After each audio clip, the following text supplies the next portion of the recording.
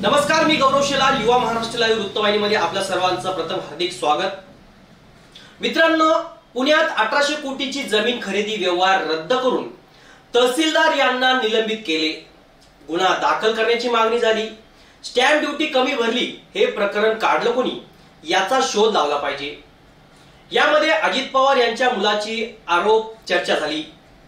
पार्थ पवार यांचा काही संबंध नव्हता, तो खरेदी खत करायला गेला नाही, त्याचा खरेदी खतात काही संबंध नाही असा खुलासा झाला। पुढे जमिनीचा व्यवहार रद्द होईल, मात्र या जमिनी देण्याचा आदेश कोणी दिला तो खरा आरोपी आहे, त्याच्यावर कारवाई होणे गरजेचं आहे।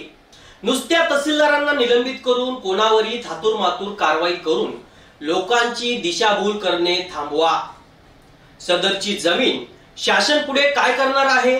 सरकार आणि सत्ता यांच्या ताब्यात शासनाच्या जमिनी आहेत, त्यांच्याकडून उद्या जमिनी कोणत्या प्रकल्पांना देऊन भागीदारी होऊ शकते, जमीन कोण देणार आहेत, व्यवहाराचा कर 21 कोटी भरून जमिनीचा व्यवहार नियमित झाला तर, असे अनेक प्रश्न समोर येत आहेत।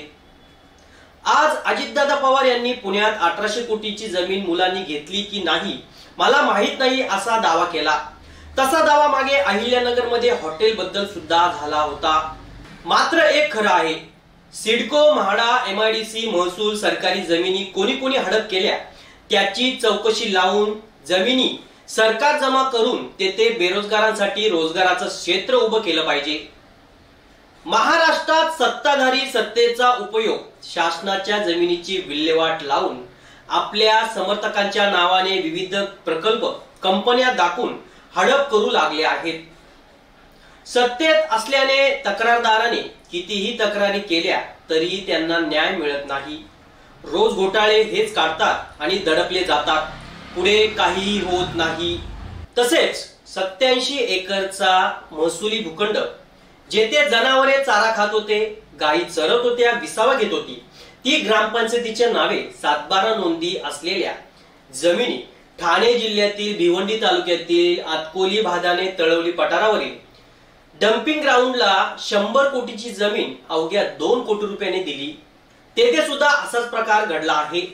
खरेदी विक्री कोणत्या नावाने, मालकी कोणाची, स्टॅम्प ड्युटी किती, प्रकल्प कोणता, स्थानिक ग्रामपंचायती गावकऱ्यांचा विरोध असताना सरकारने जमीन कशी दिली, हे प्रकरण संपूर्ण अधिवेशनात मात्र गाजलं। अखेर काय झाले? पुण्याचे तुम्ही घ्या, ठाण्याची मी घेतो, नागपूरची त्याला द्या, तिकडची तो घेईल, इकडची हा घेईल, अशी वाटणी तर नाही ना? याबद्दल आता चर्चा होत आहे। पण कारवाई कोण करणार? फक्त सरकारी जमीन लाटणे हा प्रकार सुरू आहे, तो थांबला पाहिजे। मुख्यमंत्री म्हणाले, जमीन व्यवहार मध्ये ज्यांनी देवाणघेवाण केली त्यांच्यावर गुन्हा दाखल होतो।